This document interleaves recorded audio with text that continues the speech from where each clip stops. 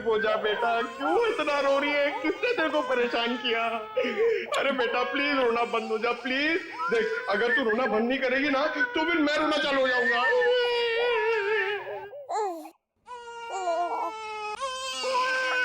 अरे सर इसका कुछ करो ना सर, प्लीज इसको चुप कराओ ना। अबे पंकज, ये दोनों तो रोने का कंपटीशन कर रहे हैं। आपने इतने साल से शादी कर रखी है, आपको समझ में नहीं आता? बीवी ने कुछ सिखाया नहीं आपको बच्चों को कैसे हैंडल करना है? पंकज, यही तो ट्रेजेडी है मेरे लाइफ की। मेरी बीवी तो हमेशा मुझे ही रुलाती रहती है, ये नहीं किया वो नहीं किया, तुम्हें चाय बनाने नहीं आती, कितना कम पैसा कमाते हो, हमेशा डांटती रहती है। चुप रहने तो। एसीपी साहब ने सिखाया है ऐसे। मैं कोशिश करता हूँ। एसीपी साहब आएंगे, दूध मलाई लाएंगे, मुन्ने को खिलाएंगे, मुन्ना खूब खाएगा, चुप हो जाएगा। चुप हो गया।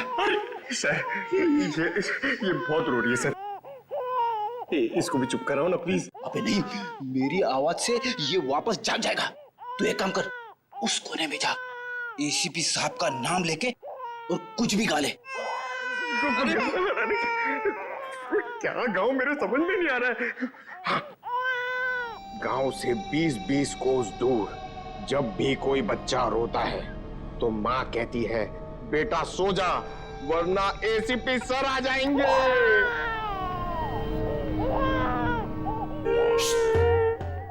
तुम क्यों रो रहे हो? बच्चा। अरे सर परेशान कर दिया बच्चों ने।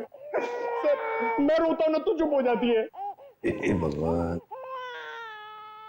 पंकज, जो बच्चों को संभालेगा वो दुनिया में किसी को भी संभाल सकता है, समझे? फ्रेडी को देखो। सर ऋषि के इलाज के लिए हमारे डिपार्टमेंट के जितने भी ऑफिसर हैं, सबने मदद करने के लिए बोला है सर। पैसे इकट्ठे हो जाएंगे।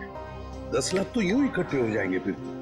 मगर सर इस बच्चे की गायब होने की कहीं कोई रिपोर्ट लिखवाई नहीं गई है। कहीं ये बच्चा भविष्य और ज्योति का ही तो नहीं हो सकता? पड़ोसियों को इसके बारे में कुछ पता ही नहीं। सालुंखे का। हाँ सालुंखे बता। अच्छा तो ठीक है, ये बच्चा भावेश ज्योति का नहीं है। सालुंखे कह रहा है कि डीएनए मैच नहीं हो रहा। तो फिर ये बच्चा है कौन सर? और भावेश के घर में कैसे पहुंचा सर? कहीं ऐसा तो नहीं अभिजीत कि भावेश ज्योति ने अपने बच्चे के ऑपरेशन के पैसे के लिए तो बच्चे को अगवा कर लिया? सर पता करना पड़ेगा कि ये बच्चा कौन से हॉस्पिटल में पैदा हुआ है, वहां से शायद इसके माँ बाप के बारे में कुछ पता कर सकते हैं। हाँ सर बच्ची का नाम तो पता है रानी, बच्चे का नाम रखना पड़ेगा सर कुछ तो। अच्छा नाम आ रहा है दिमाग में। क्या सर? पार्थ। हाँ, पार्थ तो बहुत अच्छा नाम है ना? पार्थ। फ्रेडी, तुम्हारा बच्चा क्यों रो रहा है? अरे सर, आपने इसका नाम लिया और ये रो पड़ा। मैंने इसे कहा था कि आप दूध मलाई लाएंगे। दूध मलाई? अब मेरे लिए नहीं सर, इसके लिए। रेडी सर, मैं ले आई। अरे पूर्वी, अच्छा किया तुमने। बच्चे को गोद में खिला खिला के मेरे पसीने छूट गए। लाइए मैं देखती हूँ।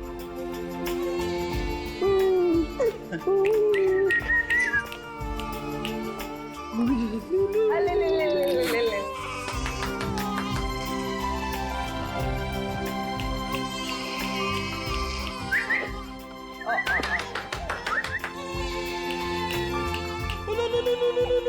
सर, आपको पसीना नहीं आया? बच्चे ने सूसू किया है। अरे बेटा, गोद में खिलाने का अच्छा तोहफा दिया तूने। पूर्वी, बच्चे की नापी बदल दो और फ्रेडी तुम अपने कपड़े बदल लो।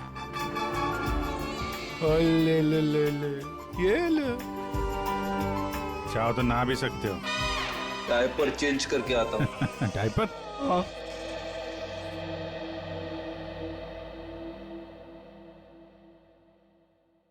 ये तो मन्नू का डब्बा है, नाम भी लिखा है उसका। आपकी साइड पर छूट गया था क्या? नहीं, मनु ने जहाँ खून किया था वहाँ छूट गया। मनु ने खून किया था? नहीं, नहीं साहब। भावेश और उसकी पत्नी का खून हो गया और ये मन्नू उस वक्त उनके घर में था। हे भगवान, इसलिए भावेश आज काम पर नहीं आया। और मन्नू वो आज आया था काम पर? नहीं साहब, वो तो और 2-3 दिन नहीं आएगा। क्यों, क्या हुआ उसे? हुआ तो कुछ भी नहीं, पर वो कल गांव चला गया। कब? कल दोपहर में मिला था मुझे। नहीं यार, मैं जल्दी में हूँ, मुझे गांव जाना है, जरूरी काम है। मैं जरूर मिलता हूँ। अरे सुन तो ले। हाँ अच्छा। अरे नहीं सुन। मन्नू, बाद में पछताएगा। इस मन्नू का गांव कहाँ है? सोलापुर, चरौली गांव। ये फ्रेडी अंकल और पंकज अंकल बहुत परेशान कर रहे हैं। सर, रजिस्ट्रेशन ऑफिस से 5-6 महीने पहले का रिकॉर्ड मिल गया है। अप्रैल मई में करीब 7,946 बच्चे पैदा हुए थे, जिसमें से 3,902 बच्चे तो लड़के हैं सर। तो और उनके परिवार वाले? सर, सारे बच्चे परिवार वालों के साथ हैं सिवाय एक बच्चे के। वो क्यों? सर, पिछले महीने उस बच्चे के माता पिता कार एक्सीडेंट में मारे गए। उसकी दादी थी, उसका भी कुछ पता नहीं चल रहा है, और बच्चा भी गायब है। बच्चा भी गायब है, दादी भी गायब है। अभिजीत, कहीं ये हमारा ये बच्चा तो नहीं है, उस दादी का पोता? पता लगाना पड़ेगा इस दादी का, कहाँ है, किस हालत में है ये दादी। बेटा, दिन भर काम काम काम, इतना काम किसके लिए करते हैं? हाँ, सिर्फ 4 लोग तो है घर में, तुम, तुम्हारी बीवी, तुम्हारा बच्चा और मैं। और भगवान की दया से बहुत कुछ है हमारे पास। जिंदगी में पैसा ही सब कुछ नहीं होता है बेटा, और पैसे से जो मिलता है सब कुछ है हमारे घर में। लेकिन खुशी नहीं है, खुशी नहीं है बेटा। जा देख आईने में अपना चेहरा देख, कितना मुरझा गया है तू। और एक माँ बच्चे का मुरझाया हुआ चेहरा नहीं देख सकती। अले अले रो मत रे मेरा बच्चा। ये देख तेरा बच्चा, मेरा एक लौता पोता, इस घर का एक लौता वारिस। लेकिन टाइम है तुम्हारे पास इसके लिए? है टाइम? एक दिन ये भी मुरझा जाएगा, और उस दिन तू बहुत पछताएगा, देख ले, बहुत पछताएगा। लेकिन तुझे इसकी जरा भी फिक्र नहीं है ना? ठीक है, जा मुंह हाथ धो ले और थोड़ा आराम कर ले। हाँ, तब तक मैं तेरे बच्चे से खेलती हूँ। और ले लो लला रहे, क्यों रो रहा है बच्चा? अरे दूध चाहिए, दूध, भूख लगा है, दूध पिएगा? दादी दूध पिलाती, दादी दूध पिलाती। इतने बड़े दुख की बात है ना, इन्होंने अपना सब कुछ खो दिया। सच, अपना बेटा, बहू और अपना पोता भी एक ही झटके में सब खत्म हो। अरे दूध नहीं पिएगा? बाप की तरह भूखा रहेगा? हाँ ठीक है, मैं तुझे सुलाती। हाँ, लल्ला लल्ला लोरी, दूध की कटोरी, दूध में बताशा, मेरा पोता करे तमाशा।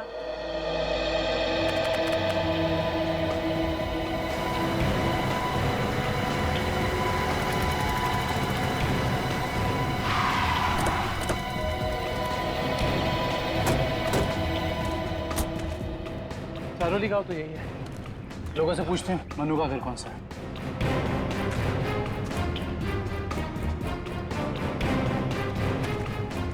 भाई साहब, ये रास्ता मनु के घर की तरफ जाता है। मनु साहब, वो रहा मनु।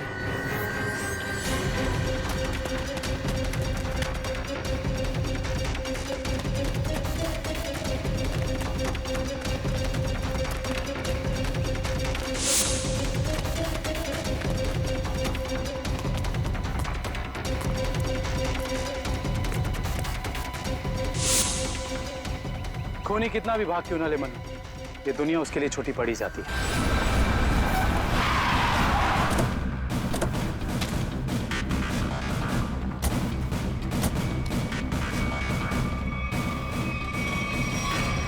आइए सर। सर, सावित्री देवी की दिमागी हालत बहुत खराब है। वो हमेशा खोई खोई रहती है। कभी तो खूब हंसती है और कभी चिल्ला चिल्ला कर रोने लगती है। डॉक्टर्स को दिखाया आपने? दिखाया सर। डॉक्टर ने कहा कि उन्हें कोई बहुत बड़ा सदमा पहुंचा है। आइए सर, आइए।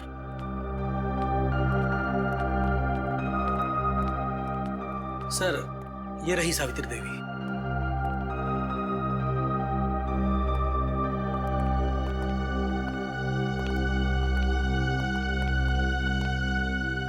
सावित्री जी,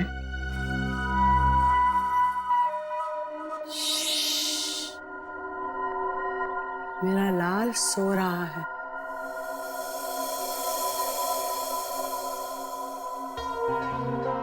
मेरे से बात करना। वैसे आप कैसी हैं? मैं अच्छी हूँ, भली चंगी हूँ, लेकिन तुम कौन हो भाई? हम लोग आपके दोस्त हैं। मेरे दोस्त? तुम कब से मेरे दोस्त बने? हाँ, अब अभी आपको देखा और दोस्ती हो गई। सच्ची? और ये सब कौन है? जी, हम सब भी आपके दोस्त हैं। बहुत अच्छा। सावित्री जी, आपसे कुछ जरूरी बात करनी थी। थोड़ा ये यहाँ तो ये सो रहा है ना, डिस्टर्ब होगा, इधर आ सकते हैं?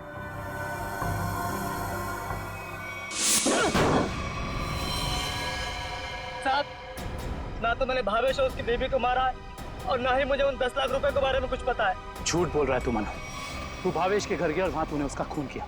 उसके बाद तूने 10 लाख रुपए चुराए और इसी दौरान तेरा खाने का टिफिन वहां छूट गया। खून तूने किया मनु, पैसों की लालच में। नहीं साहब, मैं मानता हूँ कल रात मैं उसके घर गया था। वो मेरा जिगरी दोस्त था साहब। कल रात मैंने उसके साथ चाय भी पी थी, लेकिन गलती से मैं उसके घर अपना टिफिन भूल गया था साहब। रास्ते में मुझे याद आया, मैं तुरंत उसके घर टिफिन लेने गया।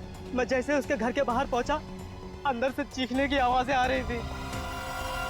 खिड़की से झांक कर अंदर देखा तो अंदर एक आदमी भावेश और उसकी बीवी के सामने बंदूक तान कर खड़ा था और फिर उसने गोली चला दी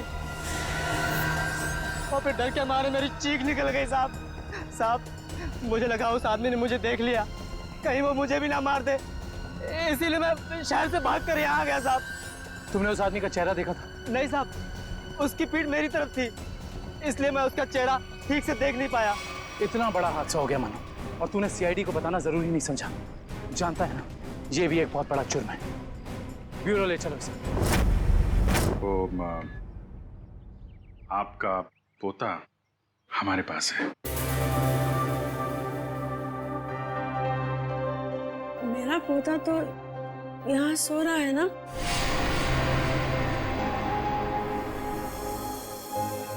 झूठी खबर। सावित्री जी, हम इसकी बात नहीं कर रहे। ये तो खिलौना है। आपके असली पोते की बात कर रहे हैं। जी हाँ, आपके बेटे का बेटा। याद है आपको?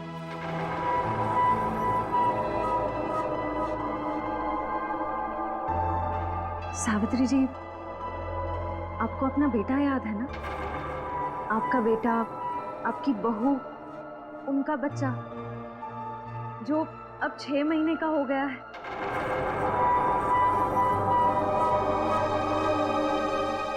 याद आया?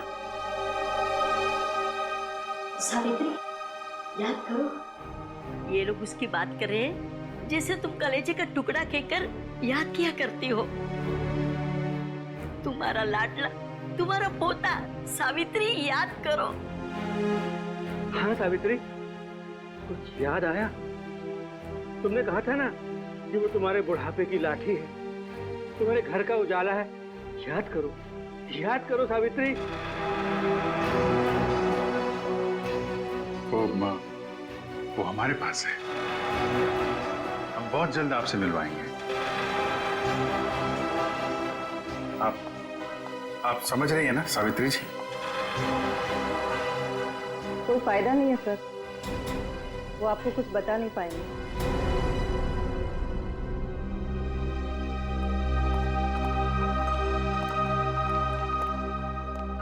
देखिए, हमारा ये जानना बहुत जरूरी है कि सावित्री जी के साथ ऐसा क्यों हुआ और इनके पोते का क्या हुआ। उसको तो शायद अगवा कर लिया गया था। इनसे 20 लाख रुपए भी मांगे गए थे, लेकिन इनके परिवार में तो कोई भी नहीं है। इनके बहू और बेटे की दोनों की एक एक्सीडेंट में मौत हो चुकी है। घर भी बिक चुका है। ये खुद इस सदमे से अभी तक बाहर नहीं निकली है। बहुत बुरा हाल है इनका। Thank you very much.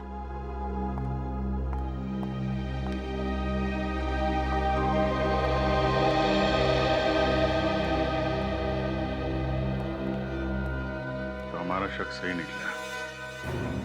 आवेश और ज्योति ने इनके पोते को किडनैप किया 20 लाख रुपए के लिए, ताकि उन पैसों से वो अपने बेटे ऋषि का इलाज करवा सके। हाँ सर, लेकिन सर ये 10 लाख रुपए कहाँ गए? कौन ले गए ये पैसे?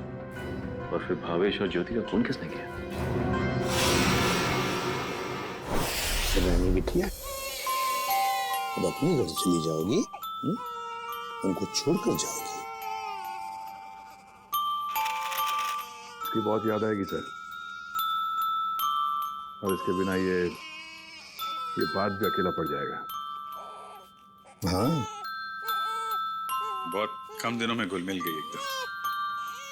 कोई बात नहीं, हम लोग मिलने जाएंगे इससे, इसके फ्रेडी अंकल और पंकज अंकल को साथ में लेके। अरे साहब, किसने मारा मेरे बहन भाई को? मैं तो लुट गई, बर्बाद हो गई। आप लोग उसका नाम बताइए, मैं उसे जिंदा नहीं छोड़ूंगी। चुप, शांत हो जाइए। खूनी को हम ढूंढ रहे हैं, आप शांत हो जाइए। अरे कैसे शांत हो जाऊं सर? मैंने तो सोचा था कि अब तक आप लोगों ने खूनी को ढूंढ लिया होगा, पर आप लोगों ने मुझे यहाँ बुलाया क्यों है? देखिए, इस रानी बच्ची को आपको सौंपने के लिए यहाँ पर हमने बुलाया। क्यों? मैं क्या करूंगी इसका? अरे बच्चे के माँ बाप मर चुके हैं, आप इसकी मौसी है, ये भतीजी है आपकी, और आपके अलावा कौन सहारा है इसका?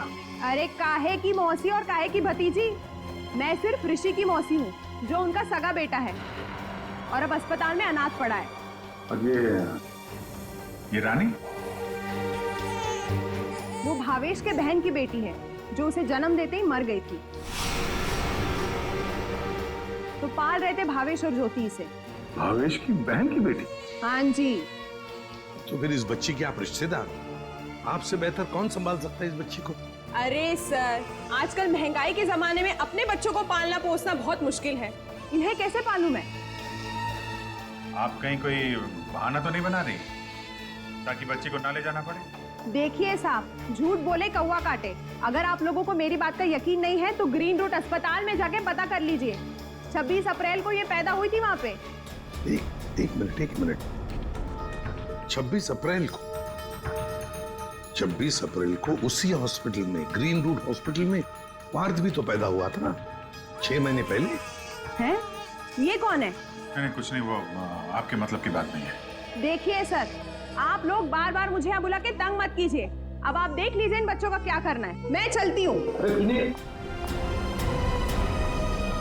कमाल है सर, कैसे कैसे लोग हैं सर ये, बिना स्वाद के कोई काम ही नहीं करता। यही सच्चाई है दया, यही सच्चाई है। सर, ये कैसे संयोग है? ये दोनों बच्चे एक ही दिन एक ही हॉस्पिटल में पैदा हुए। एक ही दिन एक ही हॉस्पिटल में दोनों बच्चे पैदा हुए। जरूर उस तारीख को उस हॉस्पिटल में कुछ न कुछ तो हुआ था। क्या हुआ होगा पता लगाना पड़ेगा। Green route hospital. इसी साल अप्रैल 26 तारीख को कांता और पूजा नाम की 2 औरतों ने बच्चों को जन्म दिया था इस हॉस्पिटल में। हमें उनकी पूरी डिटेल चाहिए। क्या बात है सर? उनमें से एक बच्चा किडनैप हो गया। 1 मिनट सर। हाँ सर, कांता ने एक लड़की को जन्म दिया था और पूजा को लड़का हुआ था। पूजा मिस्टर अनुज की वाइफ है और कांता के पति का नाम नहीं है। मिस्टर भावेश उनके गार्जियन हैं। ये दोनों परिवार एक दूसरे को जानते थे? नहीं सर, एक की डिलीवरी जेंडर वार्ड में हुई थी और दूसरी की डीलक्स में। ठीक है, थैंक यू। सर, मैं आपको उन बच्चों के बारे में कुछ बताना चाहती हूँ। जी कहिए। वो दोनों डिलीवरी डॉक्टर सुमित और नर्स मधु ने की थी। सर, जब मैं उनके कमरे में गई तो डॉक्टर सुमित और नर्स मधु आपस में कुछ बात कर रहे थे। मुझे देखते ही वो दोनों चुप हो गए। भावेश ज्योति और बच्चे के बारे में बात कर रहे थे। क्या बात कर रहे थे वो मैंने सुना नहीं। डॉक्टर सुमित और नर्स मधु कहाँ हैं? डॉक्टर सुमित तो विदेश चले गए और मधु ने आज छुट्टी ले रखी है। ये मधु कहाँ रहती?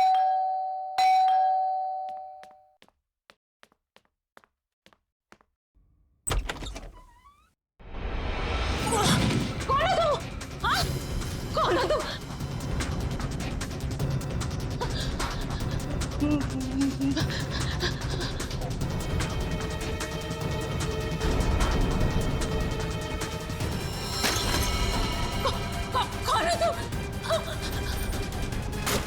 कौन हो तुम?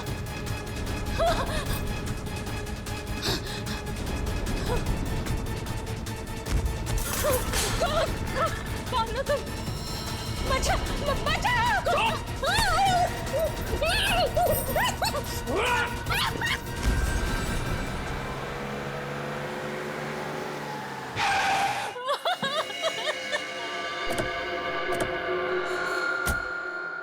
मुझे छोड़ दो।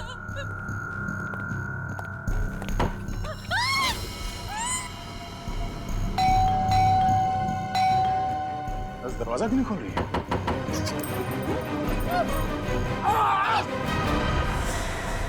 क्या हुआ? दरवाजा खोलो! दरवाजा खोलो!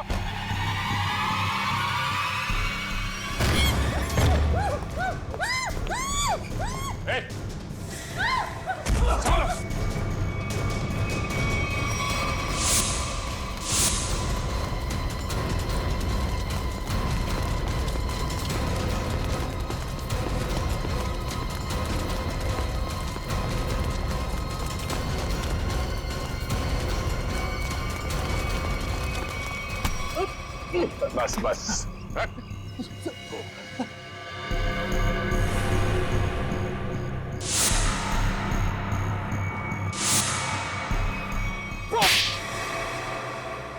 बच्चों को अगवा करने में मेरा कोई हाथ नहीं है। 6 महीने पहले मैंने सिर्फ उनकी अदला बदली की थी। जब वो दोनों पैदा हुए थे ग्रीन रूट हॉस्पिटल में। बस इसके अलावा मुझे कुछ नहीं पता। क्यों की थी अदला बदली? हाँ? भावेश ने मुझे कहा था कि उसकी बहन के बेटे को एक अमीर औरत की बेटी से बदल देना और कहा था कि किसी को भी पता नहीं चलना चाहिए। उसके लिए अमीर लोगों ने मुझे पैसे भी दिलाए थे। एक मिनट। भावेश की बहन को तो बेटी हुई थी ना, वो रानी? नहीं सर, उसे बेटा हुआ था और उस अमीर औरत को बेटी हुई थी। उस अमीर परिवार को वारिस चाहिए था। उसके लिए भावेश की बहन के बेटे को वो अपना बेटा बनाकर ले गए। भावेश की बहन मर गई और भावेश अमीर घर की बेटी को अपने साथ ले गया? जी सर। अमीर घर के लोगों को चाहिए था वारिस, एक लड़का, और भावेश को अपने बेटे ऋषि का इलाज करने के लिए चाहिए था पैसा, 20 लाख रुपए। दोनों ने बच्चों की अदला बदली की और अपना स्वार्थ पूरा कर लिया। और ये धनीराम, इससे क्या दुश्मनी है तुम्हारी? पता नहीं सर, मैं तो इसे जानती भी नहीं। क्यों धनीराम? भावेश और ज्योति को मार के उनके 10 लाख रुपए लूट लिए तुमने। अब इससे क्या चाहते हो? हा? सर, मैं तो बस इसका मुंह बंद करना चाहता था ताकि ये बच्चों के हेरा फेरी के बारे में हम लोग कुछ न बता सके। क्यों? सर, मैं उस अमीर परिवार के घर में नौकरी करता था सर। उनकी मौत के बाद भावेश की बहन का बेटा मेरे पास आ गया साहब। मैं उस बच्चे को लेकर भावेश के पास गया ताकि बच्चा उसे लौटा दूं और उसे 20 लाख रुपए ले लूं साहब। लेकिन साहब वो भावेश बच्चा लेने को तैयार ही नहीं था साहब, और ना ही मुझे 20 लाख रुपए देना चाहता था। बल्कि वो दोनों पति पत्नी मुझे धमकी देने लगे, कहने लगे कि हम सारी सच्चाई पूरी दुनिया को बता देंगे। बस साहब फिर मजबूरी में मैंने साहब। तुमने उन दोनों का खून कर दिया, फिर बच्चे को वहां घर पे छोड़ा और घर पे रखे हुए 10 लाख रुपए उड़ा लिया। कहाँ है वो पैसे?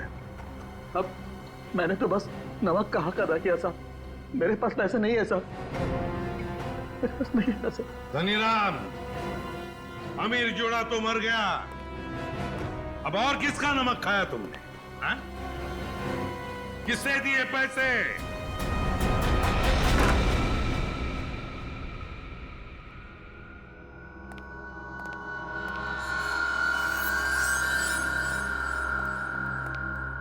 क्यों किया आपने ये सब? देखिए, हमें सब कुछ पता चल चुका है, चुप रहने से कोई फायदा नहीं। हम समझ सकते हैं कि इस उम्र में जिंदगी से जूझना मुश्किल हो जाता है, लेकिन गुनाह तो गुनाह है ना। आपकी उम्र आराम से जिंदगी गुजारने की है, मगर आपने जो गुनाह किया है उसकी सजा तो आपको भुगतनी ही पड़ेगी। अफसोस गुनाह करने से पहले करना चाहिए था। अब चुप रहने से आपके गुनाह मिट नहीं सकते, आपको हमारे साथ चलना पड़ेगा।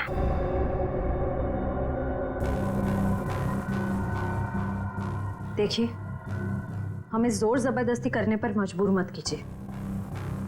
हम सिर्फ आपकी उम्र का लिहाज कर रहे हैं, वरना मुजरिमों से निपटना हमें खूब आता है। श्रेया, सावित्री जी, सावित्री जी,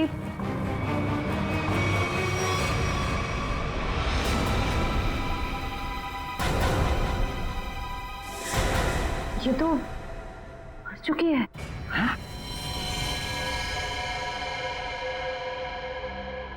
यहाँ पे कुछ है।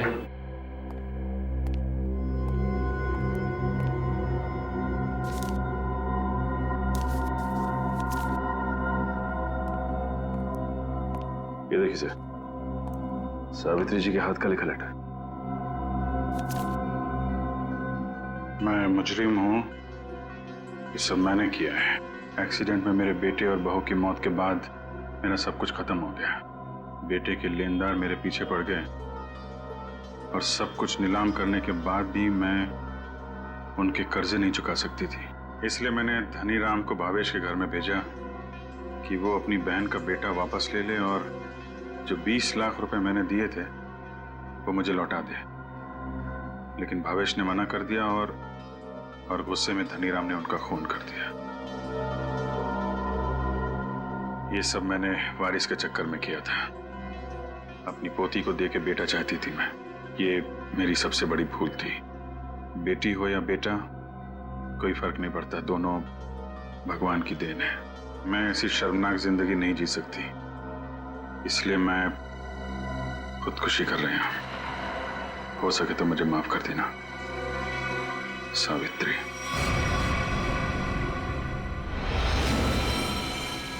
बहुत बुरा हुआ इनके साथ है सर। दुनिया में बहुत लोगों के साथ बुरा होता है विक्रम, लेकिन इसका यह मतलब नहीं कि लोग गुनाह के रास्ते पे चल निकले। और आत्महत्या, ये तो सबसे बड़ा गुनाह है।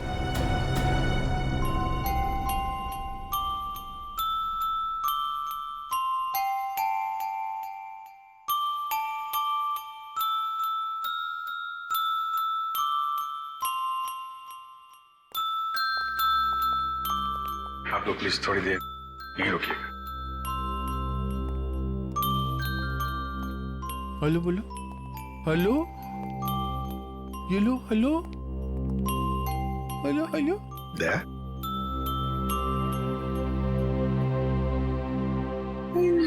वो एनजीओ वाले आ गए हैं बच्ची को। सर मेरी एक रिक्वेस्ट थी सर, वो मैं जानता हूं तुम बच्ची को खुद छोड़ने जाना चाहते हो ना, तो हम भी चलेंगे छोड़ने के लिए उसको। नहीं अभिजीत, वो बात नहीं है। सर मुझे दया, जरा सोचो, बच्ची को हम भी रखना चाहते हैं, रोज हर रोज उसके साथ खेलना चाहते हैं, देखेंगे हम उसको, लेकिन हम उसकी अच्छी तरह से परवरिश नहीं कर पाएंगे। ये बच्ची एनजीओ में जाएगी तो बाकी बच्चों के साथ बड़ी होगी, सीखेगी, है ना? इसके फ्यूचर का भी हमें सोचना चाहिए।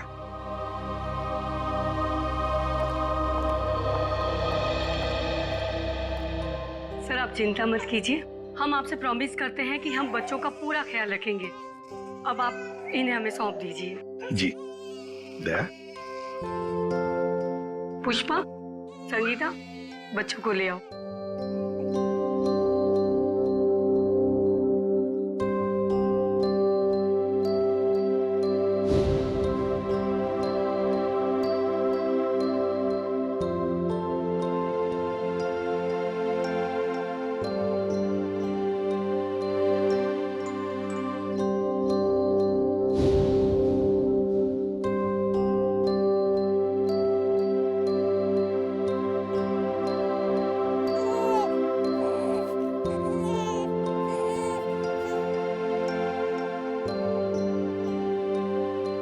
सर हम ऋषि की भी पूरी जिम्मेदारी उठाने को तैयार है, उसकी हर सुविधा का हम ख्याल रखेंगे।